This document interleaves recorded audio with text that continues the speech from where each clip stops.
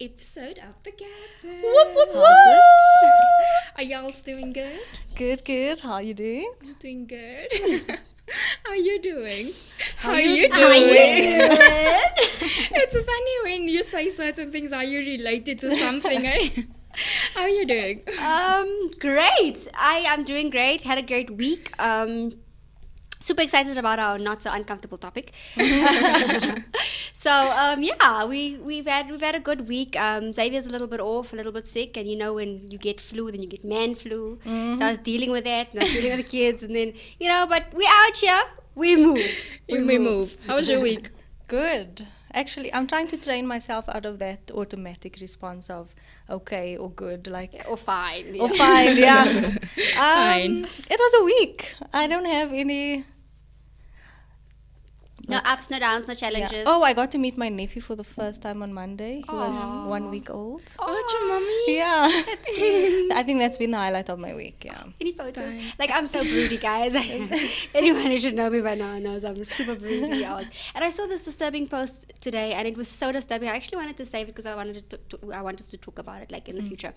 It says that in the state of California now, they are legalizing that you can actually kill, they call it infanticide, or infanticide, I don't know what to pronounce the name, at 28 weeks outside, which means means after birth. yeah, which means your child is a couple of months old already. And then you just decide. It's murder. It's a blatant human murder. That's actually really disturbing. It is That is disturbing. But coming I have back, so many We questions, leave it but with, yeah. we leave it with that show. The way we come up with topics while we're just speaking random things. Well- nothing to laugh about, but I was rehashing our shows, right? And I came across the show we had where you nicely and blatantly told me I live under a rock. So I've consciously made an effort to get out from under my rock. And now this Anka's is the like, result. hi. I'm like, hello. She's like, yeah, so I decided to binge watch our shows today. I've never watched it before. I think it's the fear of seeing yourself. Yeah. You know? It's And like also hearing your voice. hearing your voice, and like I think that was the biggest fear. And then I'm like, actually, guys, we're really cool. Our topics are really Listen to you.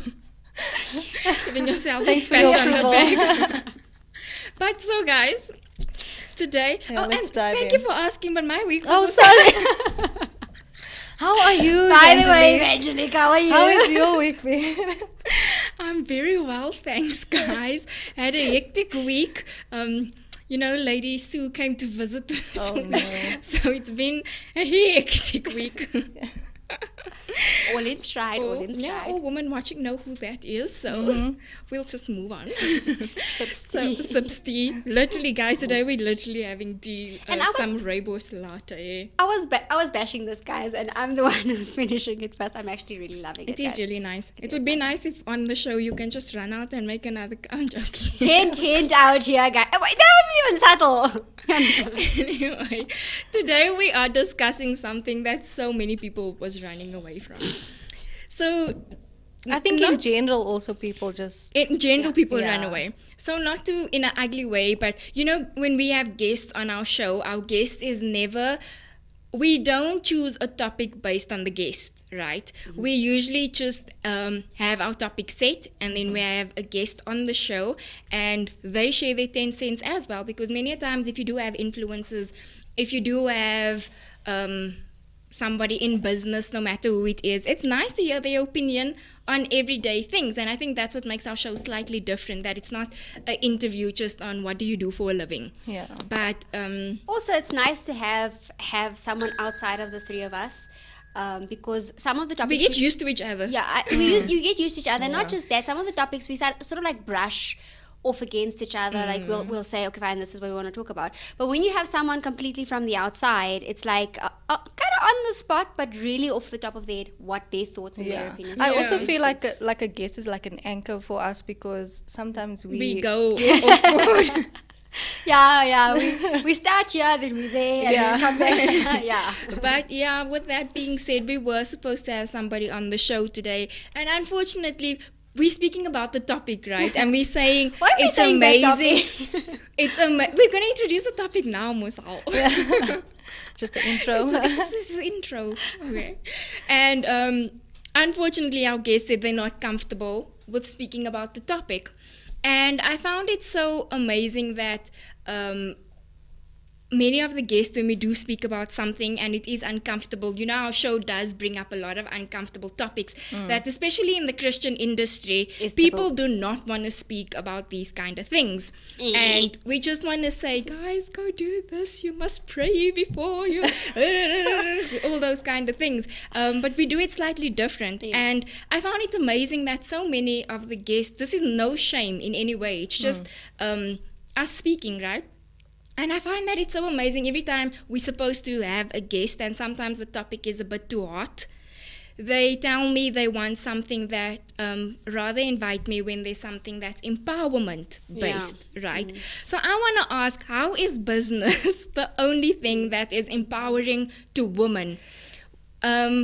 Let's not really go into it. Not go into it, but I just think that usually that is whenever you go into an empowering thing, then It's business, how to make business money. or beauty, just one of those two. It's one of those two. How to dress, how to put on makeup, and how to make money on the side. Yeah. And I think that's where we misjudge the term empowerment, because as much as this topic is something that everybody is scared, it is empowerment. There's so many people that want to know. I mean, look at this age. And we went to go research. What does the Bible actually say? What? Do you know what I'm trying to say? Extensive research. Exactly. And it's so easy to judge when somebody drinks, when somebody smokes, when it's things that other people are watching. If somebody comes pregnant and they're not married, those kind of things, it's really easy to judge. But a topic like this is also biblical, but it's something done behind the closed doors. Yeah. It's the same watching porn, all those kind of things that people watch behind the closed doors. No one will ever know you're doing it, but it doesn't make it any different. It doesn't make it any different. Exactly. Listen, my guys. Listen. Let's not confuse the things. So that is why I find it interesting that a topic like this, women are not finding that it is empowering. What's your take on that? Okay, so based on today's topic, we are saying, if you did not watch last week, guys, this is where this topic... After the show, you can go watch it. Don't watch it now. Watch it after the show. But we were speaking about the whole dating, the whole contraceptives and everything. And then we went on to the topic of being on contraceptives for so long and then being in marriage when you do want a child. Then we were like, so what's the best way? And we came to the conclusion that abstinence is best. Before marriage, and then once you get married, if you don't want kids in the beginning, it's safe to go on to contraceptives because your time limit on it is less than if you've been on it since the age of 13, because now that's the age for our skin, right? Our skin. For our skin. Yeah. So then Cleo threw us with the question. Right. Do you want to tell us what your question was? I was just interested to know, like, what the Christian view on it is.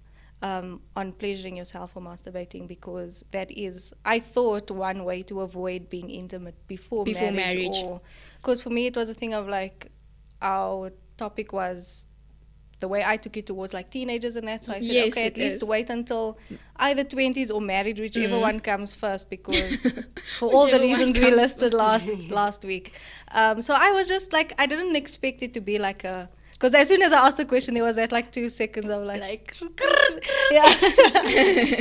And then you told me about the book and, so... And then we were like, that would be interesting because many people do think that it is a way out because I am not sinning. I don't want to use the word sinning to sound like you bashing somebody who's watching who is sexually active. I'm not doing something or wrong. Something. You know what I'm trying to say. So, we are speaking about, so just up your hand. Point of information. Before we jump into the topic, I just want to say to you guys that if you are new to the show and you've just started watching, please head over to our comment section, give your 2 cents on this topic. We know it's an interesting topic and we would like to incorporate you guys as well. So drop a comment in the comment section. Off to you. Thank you. Ad.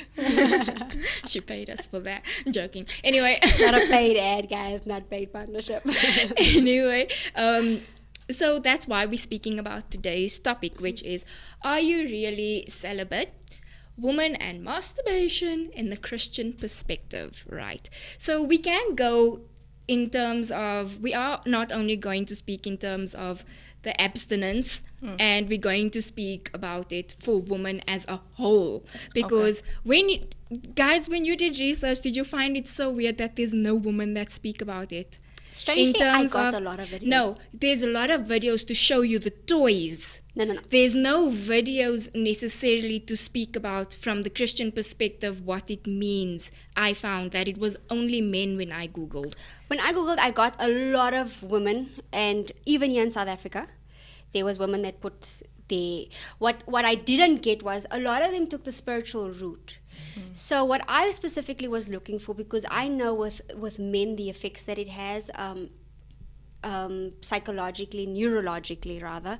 But now we're missing my first question. I'm going back there. I'm going back there. I'm not the empowerment question. I'm going back there. I'm not going off on a different day. I know this is my sick, but anyway. Yeah, going back. So a lot of them did speak about their path, their journey to redemption, and how they struggled with it and why it was a struggle. So I mostly got him, but then my search was very specific. It said I was Christian about to say, woman. yeah. It said Christian woman. If you put it in Google as a whole and you just put the word, like that, What will come up there? It's just male stuff that come up. Many males speaking about it, and how good but it there is. is nothing from a woman's perspective in terms of women having like a podcast vibe where they're not speaking about I tried this or I tried that or this happened and that, those kind of things. Something that's more not your personal story, but more what does the Bible actually say about it, or as a Christian, what element, those kind of things. I only found a whole lot of pastor men speaking about it. What I did get was they did touch on the spiritual root, but there is no solid evidence. Like the Bible says this. Yeah, that's what I found also. Okay, so let's, before we jump into that section, in terms of my first question was, do you think a topic like this is empowerment from your side? Like I gave my 10 cents on what I think empowerment is more than the beauty and looks. What do you think? Because I feel like the topics that people want to avoid is the conversations that need to be had. And for me, I don't want to jump ahead, but I have like conflicting opinions also a little bit, because I do on one hand feel like as a woman you need to know your body, but obviously don't like make a habit out of it. And I actually saw this video about this. It was a man, but he was saying that like spiritually, that release is actually not good for you, because it's like you're giving away. But his wasn't so much religious. It was more like, spirit vibes. Yes. Yeah, so it's amazing. A lot of times when you say spirit, a lot of people automatically go to religious. But you know that every form of spirituality does deal with spirits. I mean, we watch ghost things and there's a spirit. But specifically today we're speaking about the Christian perspective. So in terms of the empowerment thing, is that I think we've misconstrued the word empowerment. Anything that puts someone in a better space, anything, is empowerment. So for me, having done my research and looking at the whole umbrella topic, it's shocking what you find on the internet regarding masturbation and how they brush off certain things, right? So if you go and you do the research and you go see that all the videos, then you see that there is an element that is negative. And if even people that's not Christian based. Yes. Yeah. There is an element that is negative. And if we say, let's focus and let's speak about that, we're empowering the next person not to fall into that trap. So yes, it is empowering to speak about these things. It is empowering. Last week we spoke about the Big Sister episode as well, where we spoke about, contraceptives. We spoke about boyfriends and dating and that kind of thing. That's empowering our younger generation to where they get to be where we are, and when they get to be older. So what makes this different? Because all of this falls into that sphere. It's empowering because I'll say this again, and it's a repeat from last week where we said that why deal with things that you don't have to? Why would you go through life, do certain things, and get to a stage in your life where you have to unpack, go for counseling, when you just don't have to? When you can really just avoid it because other people have already walked that road. That's just my opinion. That's what testimonies are for. But some people have to learn their own lessons. Yeah, Like, they okay, have I to. hear you, but Yeah, I still but- want to see something. Yeah, but then you know the consequences if it does. Do you know what I'm trying to say? Because then you fight with it as an individual. They Yeah. actually did say this, that, and this is how I'm feeling. And then maybe you might have a different experience. Now, when you share your experience, now there's 2 empowering videos and not just... Bam. The fun we have. Okay, so we said now how this topic came about and everything. So where do you guys want to jump off? Do you want to jump off from the let's jump off from the Christianity side before we go into all the stats and everything? What did you guys find? To start, so I did like research from the religious aspect and also just general. Yeah. But what I found interesting was that when, like you were saying in the Bible, it doesn't say that it's wrong, or it doesn't really say anything about There's it. not a blatant verse. There's not- Yes. But the problem wasn't so much the act, it's more the place of where it comes from. Yeah. So I know that especially in religion, lust is frowned upon because it leads you to do wrong things, and that is what causes you to like get into that space where you want to pleasure yourself. Yeah. Or, so I thought that was interesting because I never thought of it like that. And usually when you doing the act, you either watching porn or thinking of somebody. Something, yeah. Yeah. So it's an array of just a lot of no's that just plug into one another. Yeah. For me, I didn't focus a lot on the spiritual aspect or on the biblical aspect, however, because for me, a lot of people, when we make things a lot Too spiritual. It's too spiritual, they shut you off, or they switch off, and then they're like, but these are the facts. This is what scientists have proven. They tell you that. And for me, I really focused. I'm laughing because, sorry, not to do with the topic, but keep your words. Not to do with the topic, but I was watching someone's video this morning, and it was one of those pastoring videos, the encouraging ones and whatnot.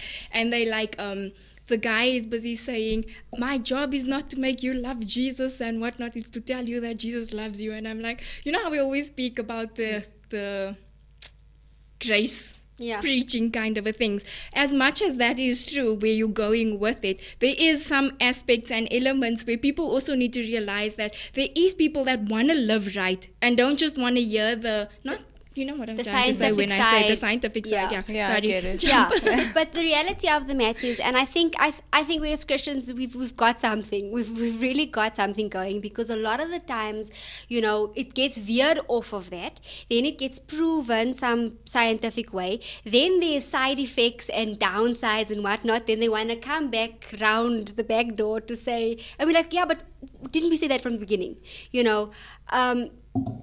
Oops, sorry guys. So basically, from a Christian perspective, for me it was God created man and woman to be intimate. He created sex as a beautiful thing between a man and a woman, a married man and a woman, right?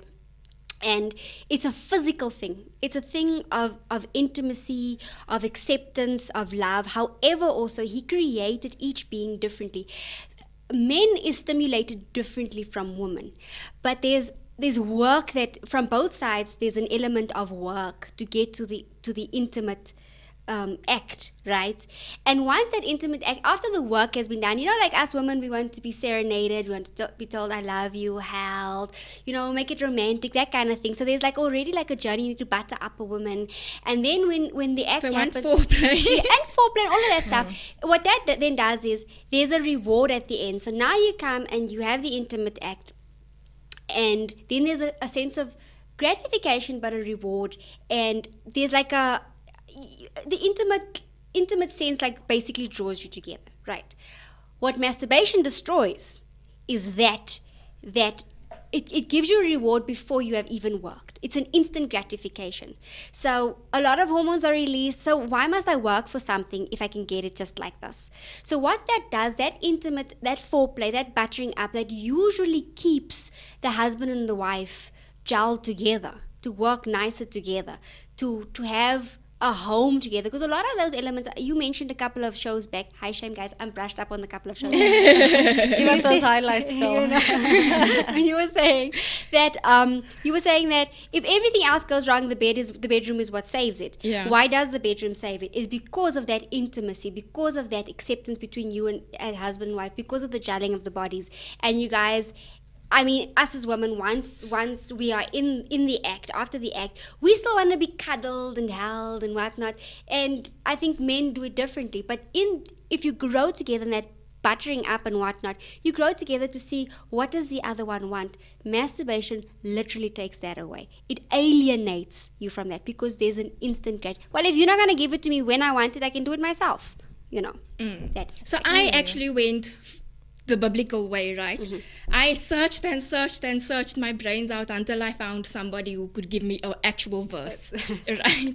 And many verses, I do think a lot of the videos I watched when it comes to some pastors and stuff, they like, me as a Christian, I'm like, oh, that's far-fetched now. How did you get there? Kind of a thing. But it's true when you're like, I know you were looking for a verse, but that one's not working. But anyway, I then did come across some guy that writes books, basically. Well, not books, he has a book based on the whole masturbation topic, right? He does do it from a male angle, but this goes both ways because both do it. Yeah. So, and then he jumped on exactly what you were saying with your opening, saying about the lust thing. Mm-hmm. So he spoke about the problem is that when you try to please yourself, first of all, you have to think about lust, you have to think about the desire for someone, you go through porn, and then there's the selfish act that the Bible keeps speaking about, having the whole selfish act. Yeah, that's what I also wanted to say. Then I found it interesting, he related it to 1 Corinthians 7, right? And 1 Corinthians is split up in two ways, where he actually gives a verse that deals with the lust section and all these selfish acts, from a married perspective as well as a single perspective, right? Let me just, you guys know I can't see now, but I don't know how to make my page bigger, so I'm going to squint. Control plus. Where's the plus? Oh. Oh, it works. Guys, I'm technologically Tutorials, inclined. Not inclined. Challenged, sorry. So it actually works. Okay. So the 1 Corinthians 7 verse 5, this is the married section first, right? It says, do not deprive each other of sexual relations unless you both agree to refrain from sexual intimacy for a limited time so you can give yourself more completely to prayer. Afterward, you should come together again so that Satan won't be able to tempt you because of your lack of self-control. So when it comes to the married section, so that's the section why you should not masturbate in marriage as well. That was the verse. That's the verse, okay. right? And it speaks of each other. It speaks of each other, and it says that we need to find, if the woman doesn't want to, then don't, but the woman must know, or man must know, to come back and give so that you are not tempted in order to go please yourself through other sinful acts. So they speak about the lack of self-control if you do go and please yourself, right? Then when it goes on to verse 8 and 9, then it says, so I say to those who aren't married and to widows, it is better to stay unmarried just as I am. But if they can't control themselves, they should go ahead and marry. It's better to marry than to burn with lust. But for the... Oh, no, wait. I'm stopping by 9. Yeah, but for those who are married. Then it goes back to the married one. So it's saying that that's also where we were speaking about last week as well. Do you think people get married just for the sake of sleeping together? Remember, it came up as a topic as well. But it says that it is rather better than to get married and get rid of those sinful thoughts because then that's what you're looking for. Yeah. And if you find two people, then that's what we're looking for. And then go ahead and do it, because so that's from the married perspective as well as the single perspective. So I found it so interesting that he was one of the only people that related this scripture to masturbation, in terms of a lot of people was that whole cut your left hand off, and where you're like, okay, just because it's a hand, now are we taking it to that kind of things. But I felt that it was so on point with the scripture. Yeah. So because then he was going on to say that the Bible does not give us a whole command of sins. He rather gives categories. So the Bible is rather based categorically, like if they say, because then you have people that say, but Jesus turned water into wine, all those kind of people. So I don't know, do they expect the Bible to say, number one, do not, and then have a whole list of all I the think they things want under there? the Bible to say, do not drink more than 2 cups of wine, because then it's a sin. Because I created wine, so you're allowed to drink it, but 2 cups is going to be a sin. No, God doesn't he didn't do that. It's not like that in the Bible. However, guys, let's not find excuses for things we know.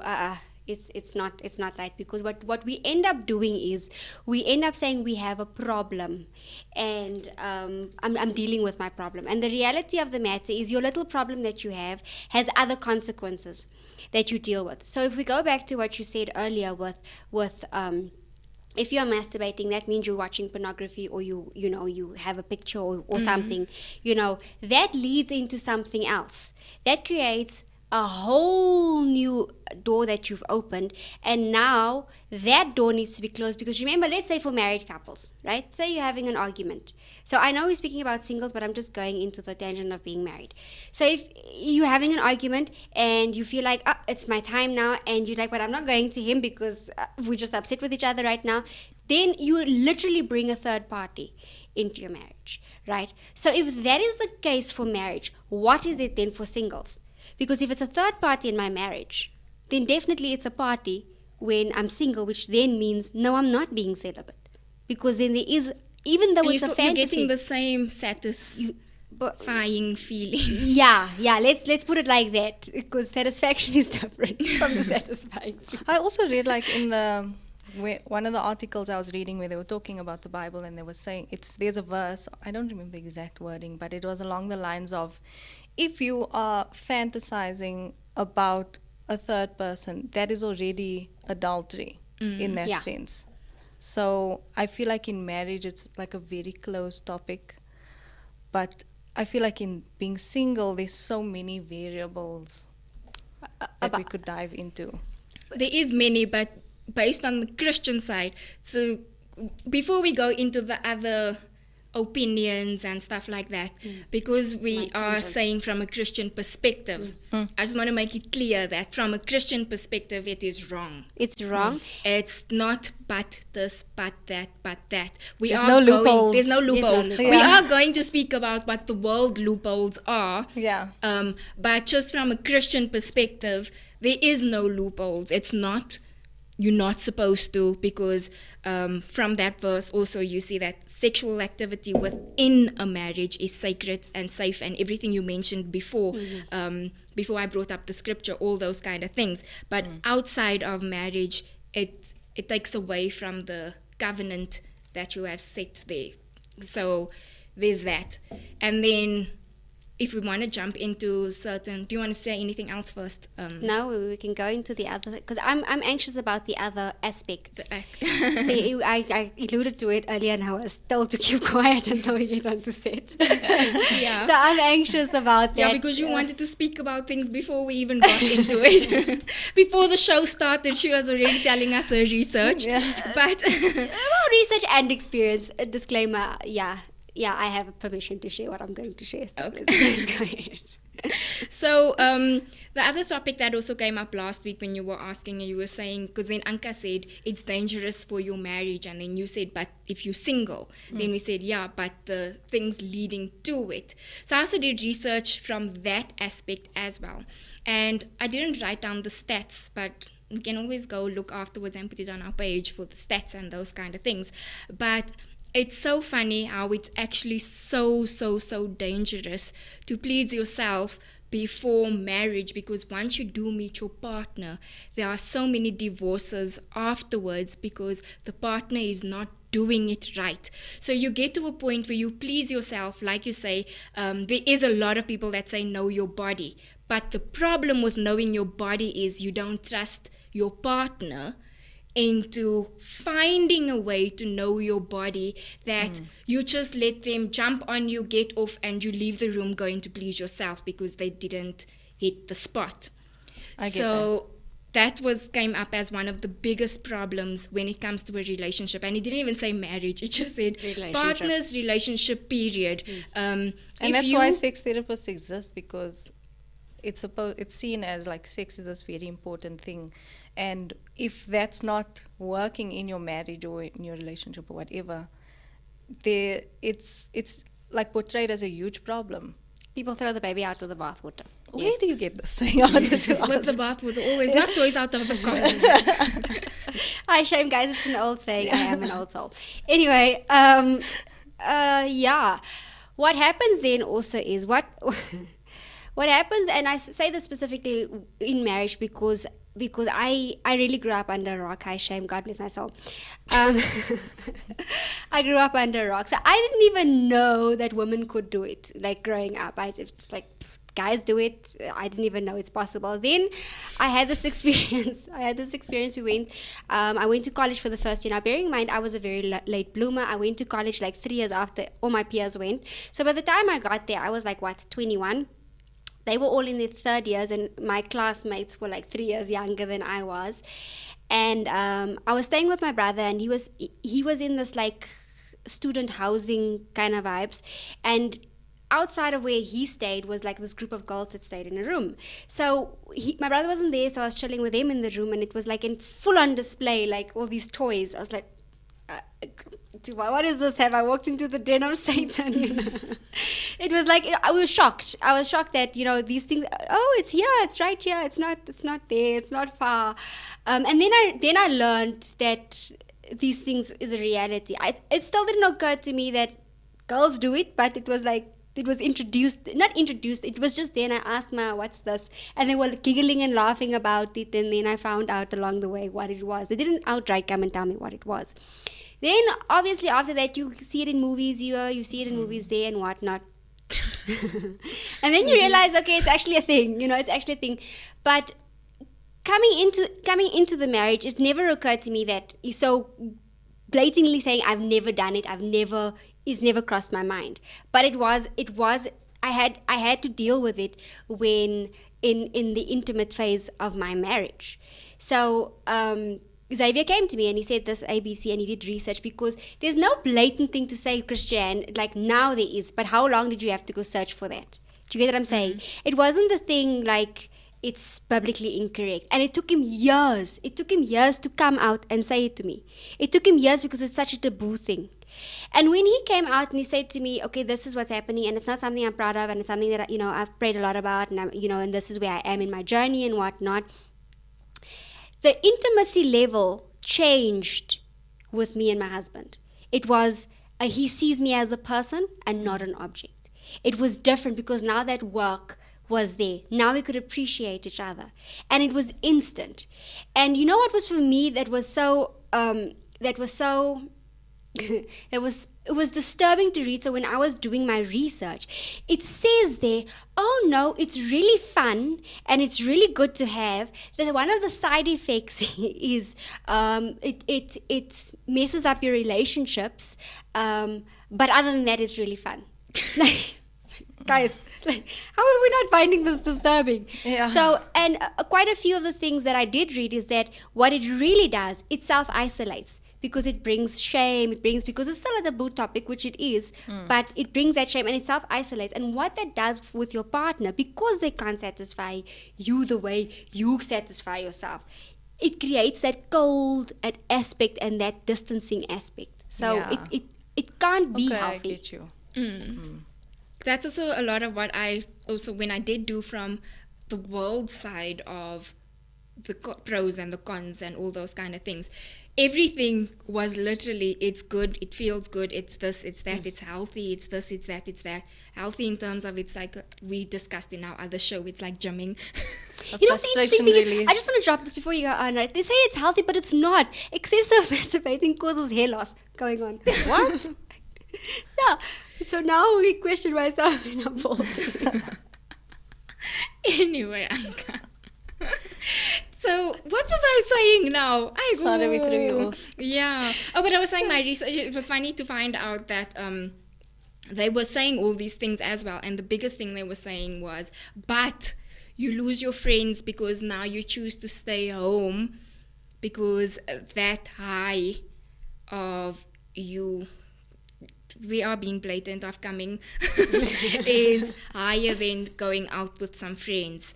The fact that your partner wants to go on a date, but you don't want to do the work. This was from a woman's perspective. You don't still want to come home because now you're tired and now you still have to say, oh, okay, it's fine. No. Yeah. It's better for you to just help yourself, get it over with and be done with it. So it takes away all that foreplay, all the waiting until you're ready, communicating, are we okay? Because it is and all difficult those as things. a woman though. Like, I don't know about you guys, but for me, it's not like okay, let's go. Like, for me, it has to start like in the morning. And it must be a whole day. That's normal. Thing. That's Yeah. how it's supposed to be. All of us. And are nobody, not a lot of people have time for that or patience. Yeah. And that's the difficult thing you will with women. serenade me. So that's where I was going to go now, and saying that how it deals with relationships, right? It takes you from your friends, your family. You don't go to events anymore because you choose that. Instead of having a good night with your partner, to have the dinner and all that, like you say, the planning of it for a woman. It's easier to just help yourself and be done with it because now you don't have to shave, you don't have to do all these certain things. It's funny, but these are the things that was mentioned in my research. Yeah. It's true, because now you first have to worry, are you clean? Are you smelling nice? All those kind of things. And then where it also went to, I found it interesting that with a man, because we're speaking from a woman's perspective, with a man gets turned on by just seeing somebody in heels and a G-string and, whoa, they turn on by the sight. party is on now. As for a woman, if the man had to do the same thing, we'd be disgusted, like, why are you wearing a thong kind of a thing. It's a turn We're more emotional. Yeah. And not men only are more like emotional, visual. because this is what I was doing research about how women are, because we were talking about the lust thing. Yeah. And how is it lust to women? Because women are not that much, but women today are getting into the man side of things when it comes to being the one that picks up the guy and all those kind of things. But it was saying that the reason why women... So let me just read this piece. Most guys are turned on visually, hence the popularity in porn with men. Women are not the same. They are turned on by how they feel and their imagination. Hence extreme popularity, and then they bring up the 50 Shades of Grey, romantic novels, and K-dramas, right? So one of the biggest things you'll find, I'm an addict when it comes to Asian things, when it's Thai, the K-dramas, the Chinese dramas, all these dramas. I'm even into anime now, but besides that...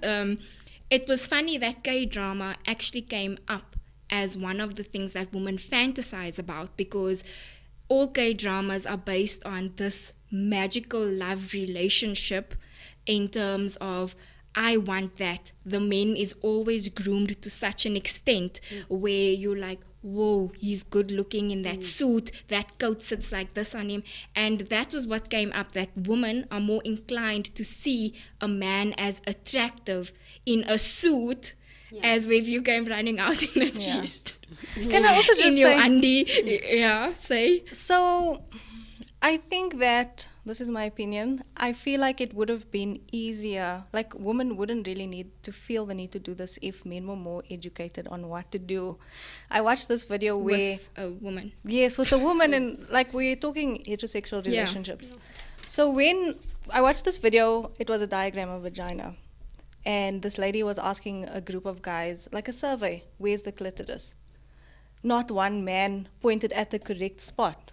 So I understand why women would feel the need to pleasure themselves, because a lot of the time, especially if you're not like if you don't have that comfort level with your partner where you can explore together, you don't, like, you're gonna feel frustrated eventually. And like I have a lot of points and my thoughts are buffering because it's like it's all together, but You just throw it in whenever. yeah. So also the other thing is, like with the novels, like you were saying, I understand why those are so popular, and it's a huge industry because women, like you were saying, it like The works with the imagination. yeah. We Yeah. picture something in our minds, and that's where we Yes. go with it. We don't see it like this. We put Yeah. a whole fairy. Castles in the sky. That's what Yes. we do. So also, And that is why we attracted to, like you say, it must be the whole day thing. That's why, have you ever heard, before women get married, this is the kind of things that turn women on. I can't wait when I'm married to wash dishes with my husband. I can't wait when we're married to do you know what I'm trying to say? It doesn't happen. It doesn't happen, but those are the kind of things a woman is picturing in order to have a good sexual life. So it's funny, like how you were saying, it leads up to the whole day. With a woman, if your husband washes the dishes in the morning, helps clean, and makes up the bed and everything, you're like, let's go. So this is what's funny. So we were at the house on Sunday and Leandra was there, and so usually when I'm at the house I'm just agitated. I'm like, why can't you just pick up your socks? Like, really, why can't you just pick up your socks? Why must you guys leave it here for me, right? So Xavier's been at home for a couple of days now. So he's been getting irritated to high hell. So he's like, you know what? I've been noticing you've just been leaving. This is now Xavier to me. You know, he's like, I've been noticing you've been leaving your shoes. And I'm like, getting a taste of your I'm own like, medicine. I'm like, I love it when you talk dirty to me. It's getting spicy there. So Leandra was like, your definition of dirty talk. I'm like, yeah, because now it's like this whole picture. Like guys think if they do this one big thing, like ching, they got the jack. No, that's 1 point, my dude. 1 point. So it's a matter of pick up your shoes, ching, 1 point. You know, And there's about 100 to go. Yeah, flush the toilet, ching, another point. You know. And when you don't do those things, it's in the reserve. Yeah, you know, put your 1 cup, put it in the sink, ching, another point. You know, you build your reserves up. It's not one big thing equals lots of points. It equals 1 point, my G. Equals 1 point. But and really, that is romantic talk. It's romantic. It's part of when Xavier washes the dishes. I know. It's part of where we're going in our future. You know, so and that's how women are wired by that, because then they feel, because the conversations me and Xavier has had before is a matter of, you know, by way of implication in our home setting, right? If you leave it there, by way of implication, you're expecting me to pick it up. Right? And they're like, yeah, but I don't think so. To say, no, but we read it that way. That means we are unloved. We read it, our emotional beings read it as being unloved. So they strike, you've got now more points to build up. But when you don't do that, and it's like there's a complimenting thing, that's buttering us up wherever you are planning on taking us. It's innate to who we are as our beings, our female beings.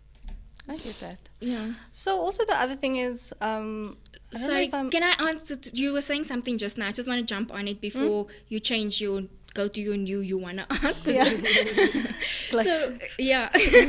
So, go. Yeah. I forgot now where I was going with that. But, I go. Anyway, I forgot what I was about to say. Say what you wanted to say, and then I'm going to get back into it. So what I wanted to say is, I haven't actually had permission to talk about it, but it was on Instagram. So you haven't had permission. Okay. If it's on Instagram, it's permission. It's permission, yeah. So my partner used to write the poetry, and it was like very sexual kind of stuff. And obviously it was mainly women in those comments, which I found very interesting. Like, they were enjoying it a lot. So that was just to tie into that previous thing that you were saying about how women are more like in the imagination, and this is where it starts for us. But the reason why I was nervous to come and talk about this is because I'm like in a very strange space in my life right now, because like I've been struggling a lot with depression, and depression and libido don't go together at all. So I feel like I don't really feel like a woman right now because of that. So I don't even feel like doing anything in my relationship or like touching myself. Like the feelings never come there.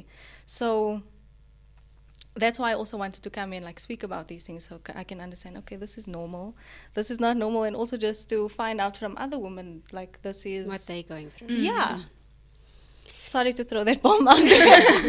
No. It's real talk. Yeah, it's real talk. And because I know you for a bit longer, we've always also spoken behind the scenes about certain things that we struggle with. So it is interesting, like we were saying in the beginning of the show. That's why it's so nice when you have more people to add to the panel, because you start opening up more things, questions that people have out there, that it's not just your mindset, because I've never thought about it in the sense of that those things don't go. And sorry to bring it back to marriage or something, even somebody that's just newly had a child.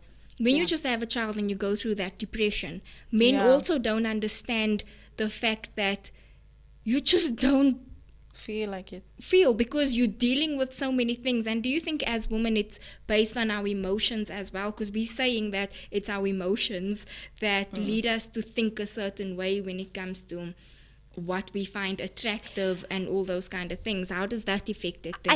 I think we're looking at it in a wrong way. Why? Because we feel the way we do because of what we think. So it depends on which space you are in your life. That depends what you're feeling. So in terms of, let's say in terms of relationship, why are you feeling the way you're feeling? With us, sometimes as men and women, because we speak such different languages, we don't understand what the other person is saying, which is why there's a big communication gap. Instead of creating, which is why it's so important to create your own culture. So for me and Xavier, it was a matter of say exactly what you feel. Like, okay, I'm feeling this way, and this is the thoughts that's in my mind or whatever. So how do we work through it together? Yeah. So just backtracking and just a little bit sidetracking from what you just said with the depression and all of that. So in the beginning, I never understood because we were always ridiculed for being virgins when we get into the marriage and whatnot. And there's always the saying that says, yeah, but how do you know how the car drives if you haven't test driven it? Or how do you know which one to pick if you haven't tested others, right? And it became blatantly clear in my marriage, like after the first year, because my experience was that I think all virgins, to the point when they've experienced it the first time, it's not a lekker experience, it's excruciating. People don't like, that dream of the beach is not happening. It's not happening, it's not a deflowering, no, it's not, right? But what now happens is we were both virgins, and now we had to learn. So in the beginning, both of us were very unsatisfied. Why? Because we didn't understand. I didn't understand him. I didn't even understand myself. The same with him. But what happened was we then grew into each other. We then had to learn what makes this one happy. But there was no means of comparison. So I never brought to the bed the thought of, oh, but that person did it better, or that person did it like this. So, or I can do it better myself because, of the masturbation or whatever. But we could learn to sort of like each other's needs, to cater to each other's needs. What then happened was we also had, bearing in mind, we've had to go to counseling as well. It's not something that just magically falls out the air. There was counseling involved in it as well, where you now need to learn to understand each other, because a man thinks, bottom line, yeah, but why can't you just do it this way? Why can't you just? And we're like, yeah, but we've got reasoning, we've got bits and pieces, we've got meat here, we've got emotions there. And to navigate that, we then had to say to each other, okay, then say exactly what it is. So we don't get upset and we don't feel unsatisfied. If you feel unsatisfied, let's talk through it. What is it, right? And a lot of the times, that feeling unsatisfied or feeling that a certain way relates to rejection. And a lot of times men feel that's rejection. So if you in that space of, I'm not feeling it right now, I'm in a low space, or I'm in a depressive stage, why am I there? Let's see, why am I feeling the way I'm feeling? Let's unpack it, but let's unpack it together, because you're involved in this. So that he doesn't get that sense of rejection. Oh, she doesn't want me. Is she thinking about someone else? Do you get what I'm saying? All those questions are unnecessary. All those questions are unnecessary if you guys can navigate. They're showing us something, but I can't see anything. So I think it's a time. Okay. And then based on what you were saying now, is I wanted to jump to the thing you were saying just now also, and then I'll relate it to what we were speaking about now. When you were saying that sometimes you do please yourself in terms of because you don't communicate with your partner in how to please you. I feel that then you are in the wrong relationship if that's the sense. If you can't communicate that and you're willing, you're choosing or you do and they don't listen. You do and you're choosing your outing like, well, if you don't want to, then I'm just going to do it myself. You can tell where that relationship is going to go after that, because if I'm going to do that with everything, it's fine, I'll do it myself. There's no hope for the relationship as a whole, because if I can't tell you, we figure it out and all those kind of things, it's not going to make sense. Then jumping on to what you were saying also, many times people, like we were saying last week and like you were saying, it's sometimes frowned upon coming into a marriage as a virgin when the whole testing out and all those kind of things. And people don't realize that, well, for me, I'm not going to lie, I did not enjoy the intimacy in the beginning because of the pain. Like it was like we spoke, that a lot of people think when you deflower, it's the most romantic thing like in movies. And it's not. It's painful, it's uncomfortable until you get used to it. They lied to us. And then you feel the pleasure more than the pain, and things go on like that. But what I wanted to say with that is that when you start pleasing yourself on the norm and it becomes normal and those kind of things, it also takes a point to where it hits, because from a woman's perspective, as a man, if your partner is doing it, as a woman you must feel, what am I not doing right? Even though then those emotions also come in when it comes to the sexual side of things. How am I supposed to be doing it? Did he see someone nicer? Yeah, am I not attractive enough? And I can't do this right, I can't do that right. But from the other side, a woman also needs to realize that a man also has feelings. And the biggest thing of feelings for a man is when you crush his ego. And the biggest thing from a man's ego is the whole size thing, the whole pleasing thing. You know, we know a man breaks. I've had many people in my life where I've heard them speak about he broke after she mentioned he didn't please her in bed. He broke down after she said it's smaller than this one, comparing to an ex-boyfriend or something like that. And that's when you break the ego. In terms of people think cheating and comparing is the only ego that can break a man. As where if I find more pleasure in pleasing myself, that breaks down your partner's ego as well, because what are you doing to yourself that I can't do to help you? Kind of a thing. It's a fantasy you can it's never a fantasy live up to, you have to live up to. Then the other way also is, like I was explaining just now, what are you doing in order to please yourself in terms of the reality? When it comes to a man, he's watching porn. We all know that those porn moves is the most uncomfortable thing for a woman, as where it turns a man on. But for us, it's like your thigh is pulling stuff here. It's like that. You feel like you're objectified. You feel objectified. You feel like, can you just get over with this? I just want to go to bed, kind of a thing. And then you have the thing of if they are looking at a picture in lingerie, now your partner expects you to dress like this for him to turn on, those kind of things, because it's what you become used to. And the same with the woman. I mean, with the woman, we have the most amount of toys on earth. On Instagram the other day, it's a huge industry. On Instagram the other day, some makeup brand that I follow was posting, because it was what do you call it, the vibrator day, and they had all the different vibrators on at the same time, and people was like, can you just stick to makeup, kind of a thing. They're like, yeah, but it's woman empowerment, those kind of things.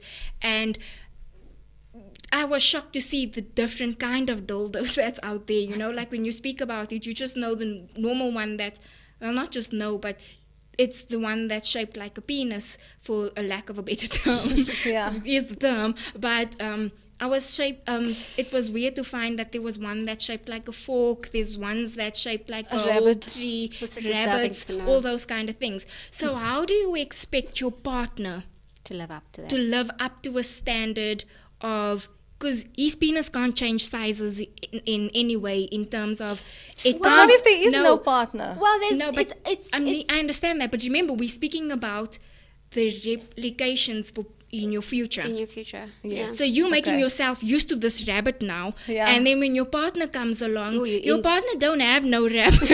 And when he falls asleep, out comes the rabbit. Out comes the Well, rabbit. if you're here by Southgate, they've got these stickers everywhere on the, Enlargement. Just call us. Yeah, but they're not going to change the shape to look like a square today, tomorrow it's a rabbit, and all those kind of things. And that is what's becoming normal in the industry for women when it comes to masturbating.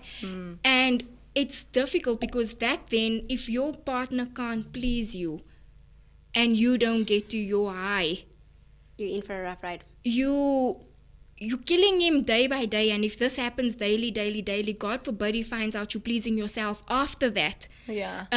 What's that thing, that guy that stalks his girlfriends all the time and then he kills his one girlfriend, that series? You. You. Oh, yes. Even like with you's opening scene, her boyfriend comes and she pleases herself right after that, kind of a thing. Women, it's normal. It seemed normal to be able to just let your partner have a go and I'll make it work for myself afterwards. Yeah. But then it's also like you're chasing that high that you won't get with your partner, especially if there's no communication. It's in the same thing bedroom. like drugs. And Yes. but that's what I wanted to mention now the whole time. We've come to my section. So basically, it literally releases the same endorphins, the same chemicals that drugs release. So yes, it is a high, and yes, it is addictive. So what do we know about drug addicts when they become really addicted and whatnot? They'll do anything. They'll for do the rest. anything.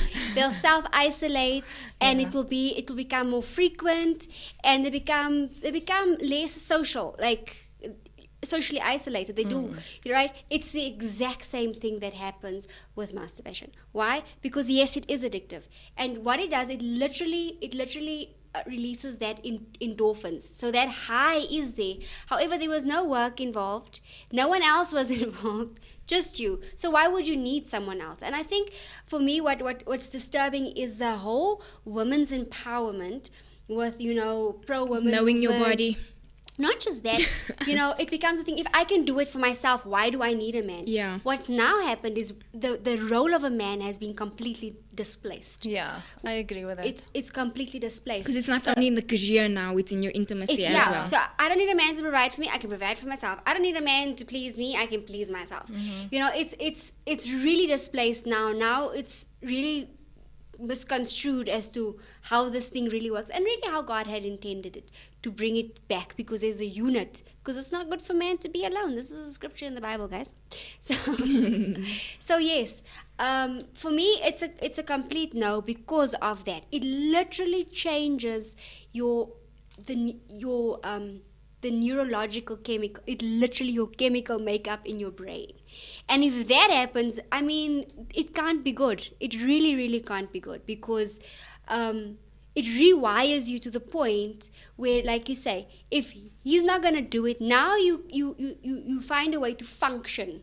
So, okay, he can use me quickly, I'll go sort myself out afterwards. Which then, you don't understand the use of this thing, so it just turns out to be abusive.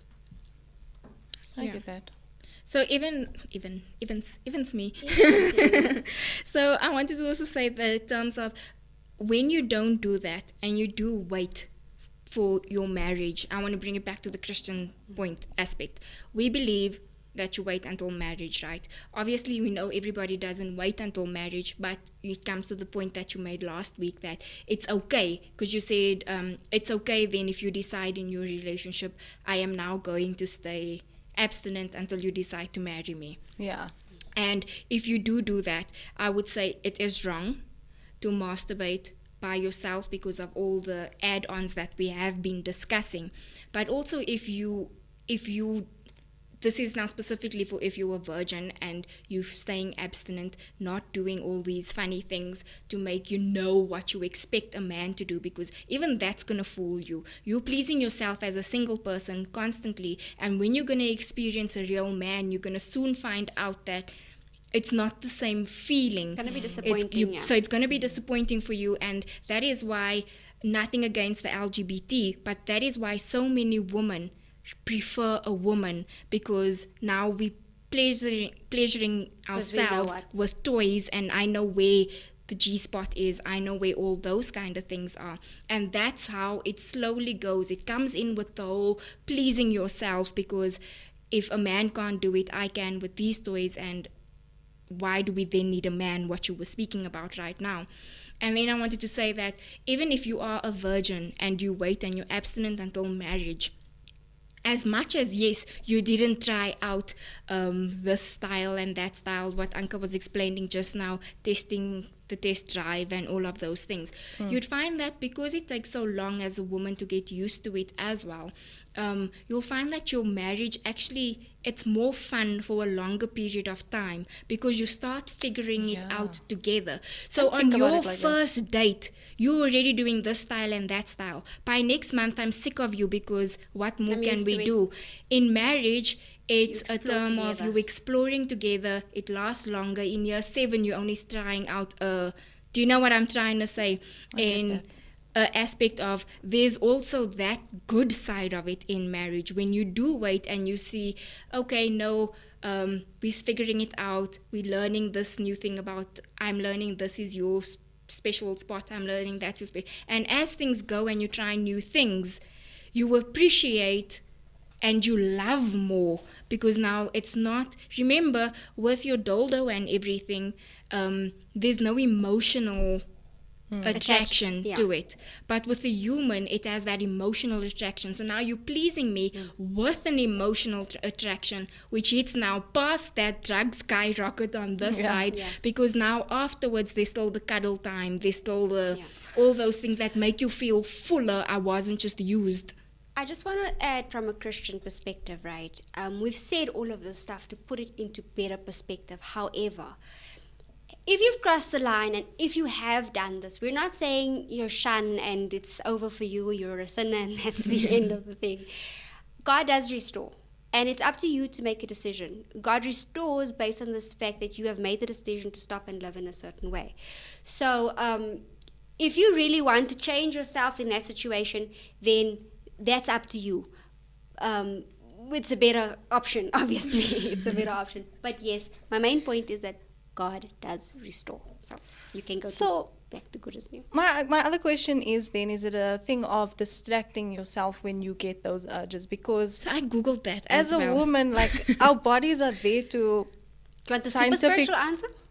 Anything. But wait, let me finish my question. So the thing is, like, scientifically, we as a woman, we're meant to procreate. So when your body gets to the point of ovulation, you start to get that frisky feeling, because it's all supposed to come together and create a being.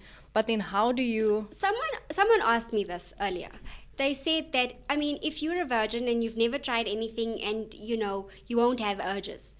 The reality of the matter is that you do. Why? Because you go through puberty. Puberty is where you start knowing where's your body, which part, because now all of that comes into play. Yes, there are sensations during puberty, so there are urges going into that, and that's why. And I was very shocked. The urges don't come after you lose virginity. Yeah, virginity. I was very shocked and I was deeply disturbed. These are obviously American stats, though. So they say that if you're a woman at 16. You'll learn about, masturbation and all of that kind of stuff and the side effects and whatnot. But the reality of the matter, kids of 9 is doing it.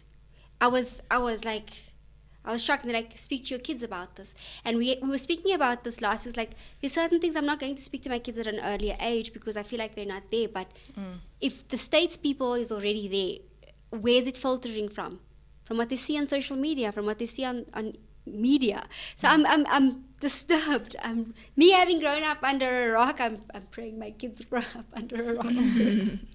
But yeah, you were saying that, like, yes, there is urges, and remember I did answer that. Go watch last week's show when I said what I do in my when it comes to the point of urging and stuff. But when it comes to the whole pleasing yourself as a single person and these urges, I looked. There is, like you say, what's the spiritual way? Pray. Pray it away. Pray it away. God, let your anointing calm down. Joking. But I did actually Google. It is an answer though, yeah. But I did Google it though, And they were saying ways to prevent the urge. That was literally the heading. Wow. Ways to prevent. There was a lot of things about doing everyday things. So they were saying the biggest thing is that when the urge comes, it's when you already opened up yourself to some form of lust. Okay. So something already caught your eye, and that created the lust, and then... And it could be something as Something innocent small. as something you saw on TV or... Exactly, like you're watching the K-drama and this guy just What comes happens from in these nowhere and it's K-dramas? like, that whole feel kind of a Yeah. thing. Yeah, we wouldn't know. But it starts already coming from somewhere.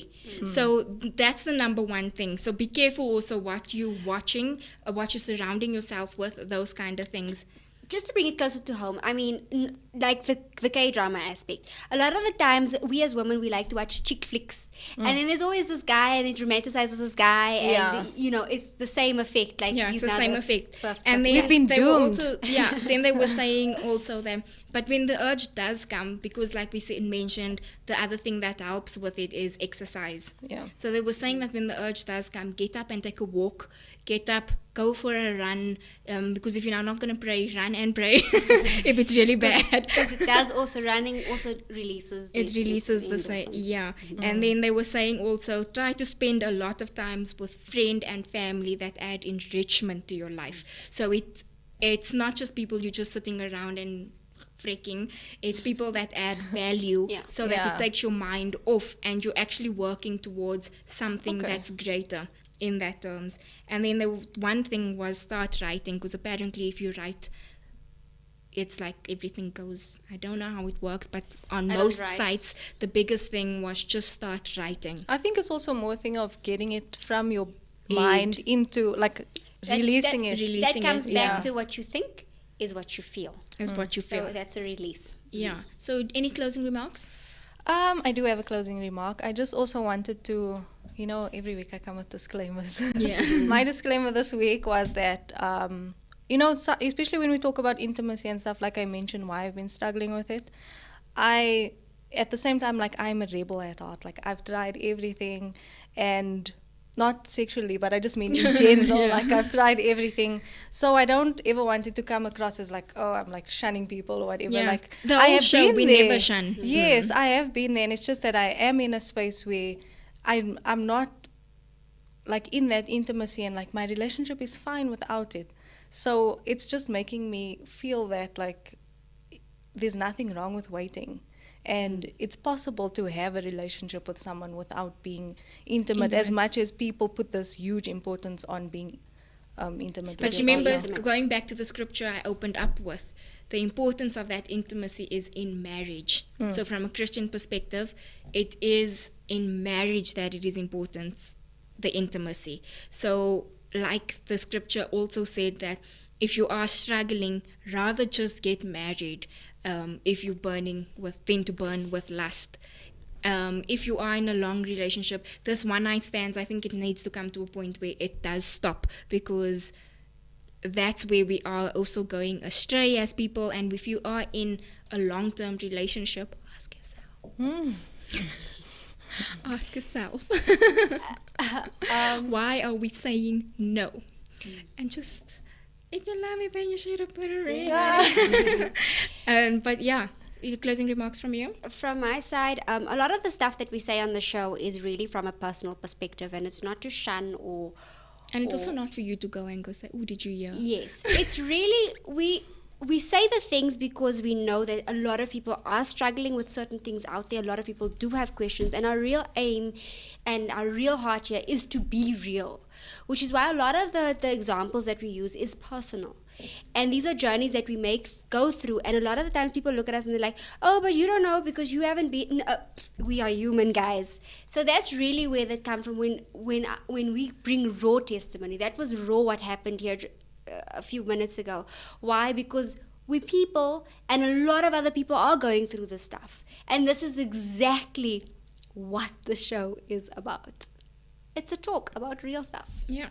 So, yeah, like you said, those things, it's also something we also have to go and research, our new thing, and educate new, ourselves guys. Yeah. and educate ourselves based on what is it if you are depressed and those kind of things, formalities, also what it affects in other areas of life. And then, like you say, also things that we speak about, it's from Bart, it's from, and we just really want, this is things we sit when we talk, we all know as women, you speak about these things around the table when you're with your friends. There's nothing wrong to bring it to the bigger platform and share, because we actually really want to know. And yeah, hope you guys really enjoyed the show. I know there was a lot of people that sent inboxes that didn't want to actually say out loud, but just said, I know that I am watching, I want to know. But thank you so much for your constant love and support yet again for the Gabfest. We hope to see you next week, same time, same place. And yeah, please do like and subscribe to the Inside Show. And follow us. And follow us. Yeah, we have an Instagram page where we will be posting what's up and happening and putting up all our polls. And yeah, thank you so much. See you guys next week. Bye.